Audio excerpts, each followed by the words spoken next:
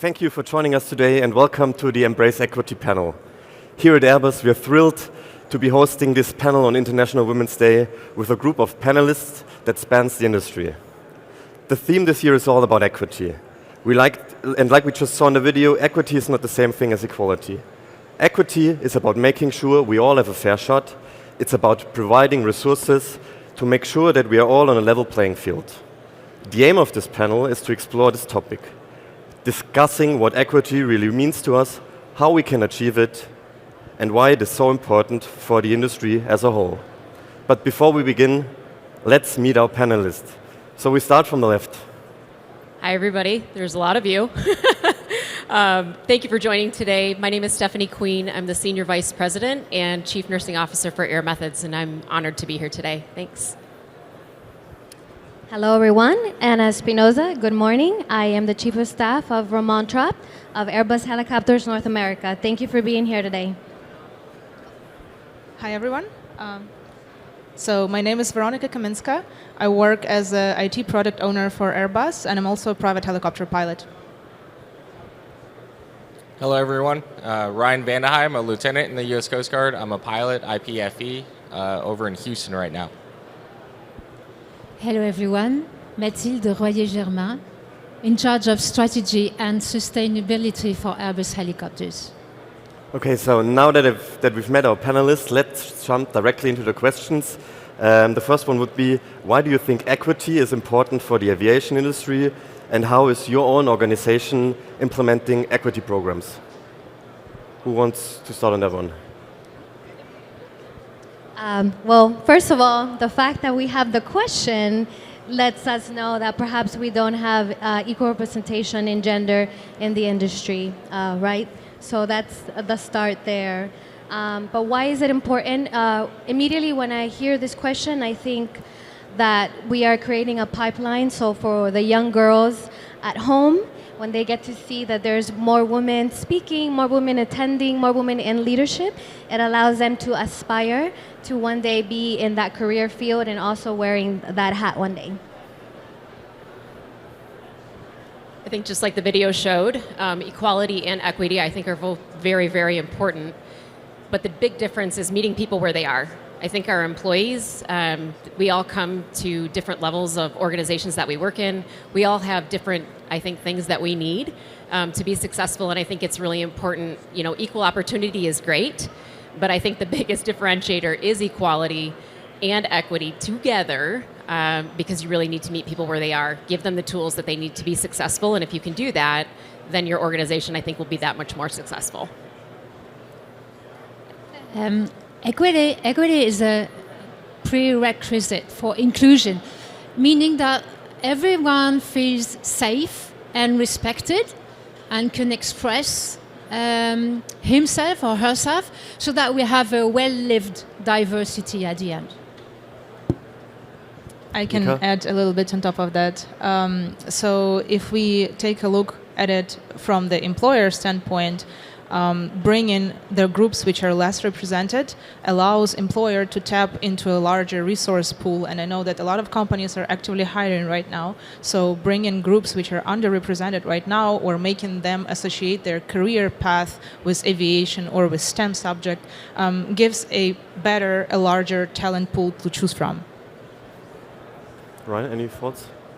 I believe that equity is extremely important to create any good, effective team. And I love the question in the sense that it's not just about eliminating barriers for entry, but also eliminating barriers for success once within an organization, and allowing that dual metric to be understood and to be sought after in order to truly grow both the talent pool, but also grow the leadership within an organization. Okay, very interesting. Now, next question for me would be, like, equity programs sometimes run the risk of being controversial. Did you experience in your organization any sentiment towards from men or women when an equity program is put in place? I think you need to be very intentional about what your purpose is. Just trying to wing it isn't going to work. I think for us at Air Methods, what's been very beneficial for us is to really engage the front line, your employee base, to ask them, what do you need? I can make decisions all day long and I can think what's best, but until you ask the actual person, what do you need? Having that adequate frontline representation is key. Ryan? I'd like to say that equity programs can oftentimes be controversial because they just have an inherent messaging problem, in the sense that an equity program is meant to target a small group of people for a good reason. And it's a nuanced policy oftentimes, and it's the responsibility of lower level leadership. The implementation of these programs is very important in order to message it effectively, understand the purpose of the program, and to ensure that it's truly helping the right people and is understood by the organization as a whole, so that everybody can get behind the idea that it's equity in pursuit of equality for the whole organization. And Nika, you go to the question? Okay. What is your opinion on gender targets when it comes to hiring or filling up upper management positions? How do you think those gender targets might help shift gender norms? Maybe that's one for you. When I was younger, I was not for targets or quotas, but the older I get, the more I'm in favor of it, because I think we need to help a little bit. It needs time. It's a very slow evolution, but it's a society evolution, so it will come anyway. But we need a little bit of help, and because I think when you come in a leadership position, you come with all your background, and it's not only about gender; it's any kind of diversity, and naturally you will involve people from your different backgrounds. That's why it helps to have some quotas at the beginning to get it started.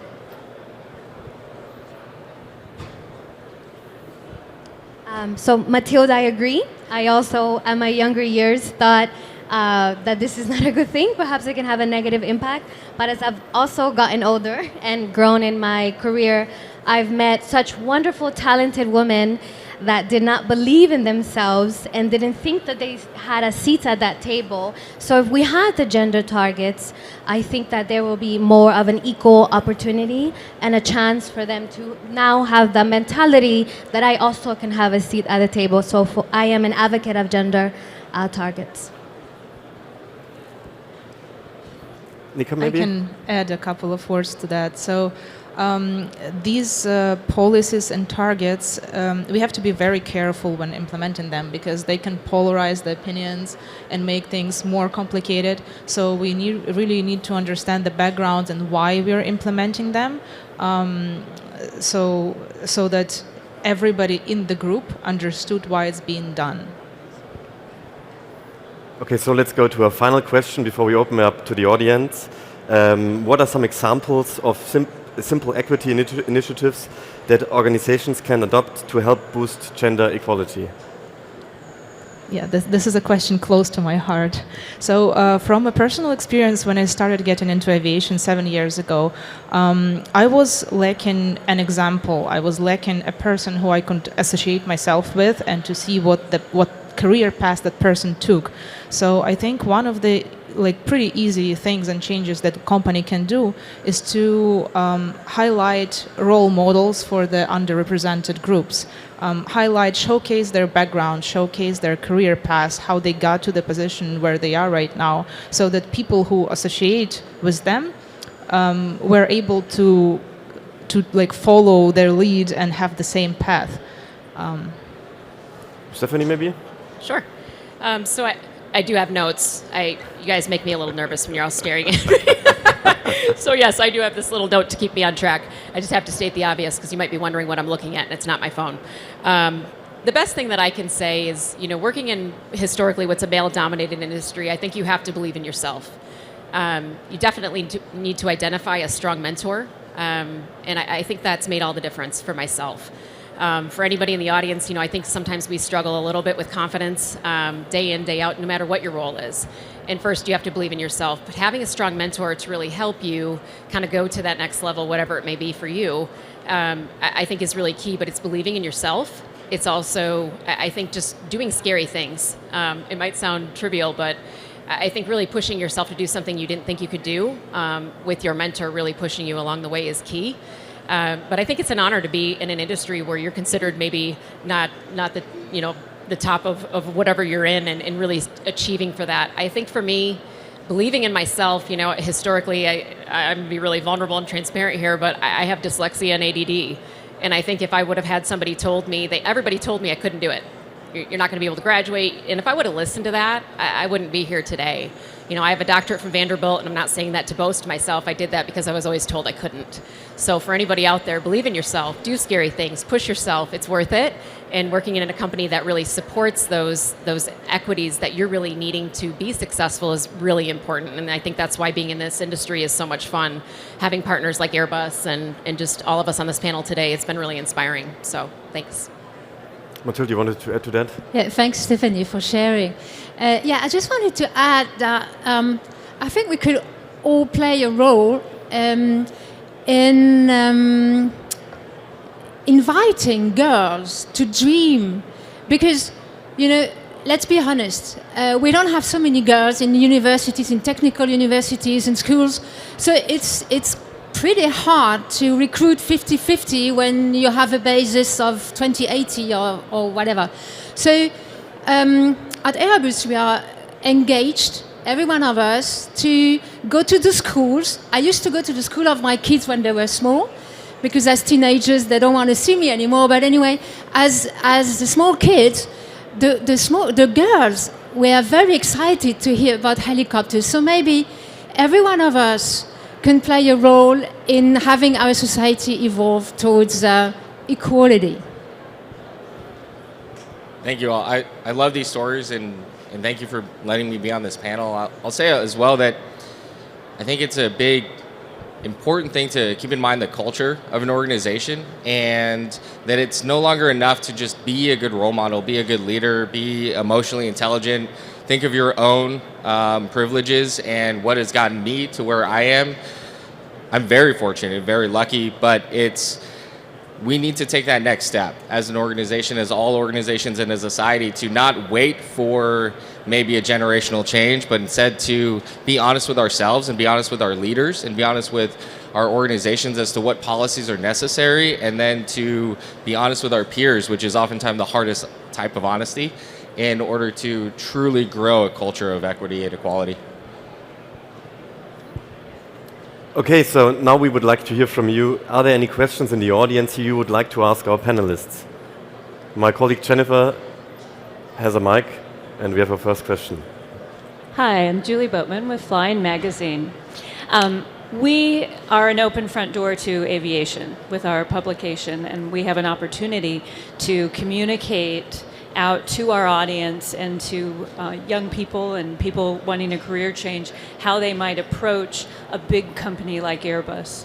It's sometimes intimidating, it's sometimes difficult to understand it unless you're an engineer what path you might take into the organization, but there's so many different jobs there. What recommendations do you have for me to help communicate that message out to the world? Thank you for your question.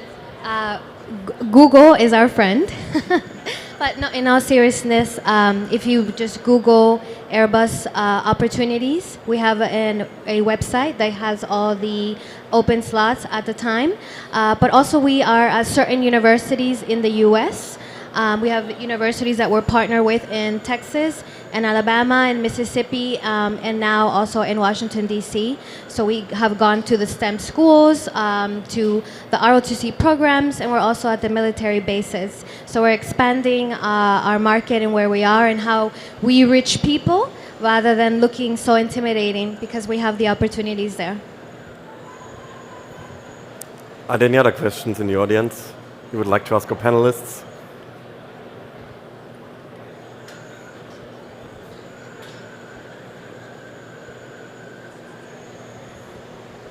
Hey, great panel, thank you. I'm Alan with Vertical Magazine and the Air Current. And a question I have, going back to the idea of culture, is if you have an equity program in your organization, how do you ensure that the people who benefit from that equity program don't face backlash and actually face more problems as a result of that. How do you make sure that everyone in your organization is on board with what you're trying to accomplish? I'm going to jump in here because I think I'm a firm believer that in any organization, middle management is incredibly important and helps drive that culture. And going back as well to very strong peer leadership within an organization, because giving feedback and honesty to your friends or to your level of leadership that is not implementing a program effectively, or that is maybe casually dismissing a program or not understanding the nuance or the importance of that is incredibly important. And it honestly matters a lot how well that middle leadership drives that culture within that organization at a local level, because people receive things at a local level. People care about what an organization is doing, but they care a lot about how it's affecting them personally. And so that local level leadership is incredibly important, I would say. I would echo the same thing. I think also understanding the why and explaining the why. I think a lot of times you roll out programs and people just don't understand. They're like, how does this impact me? Why are we doing this? But I think to have not only middle level but senior level management saying, hey, this is what we're doing as a company, this is where we're going.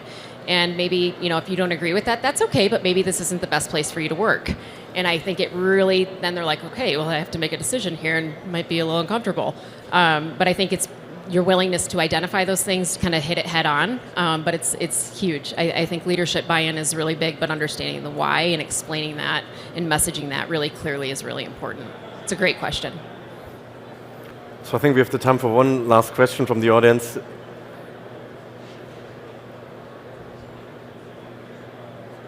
If not, we will wrap it up. Okay. So I would like to thank our panelists for joining us here today to this Embrace Equity panel. Please give them a big round of applause.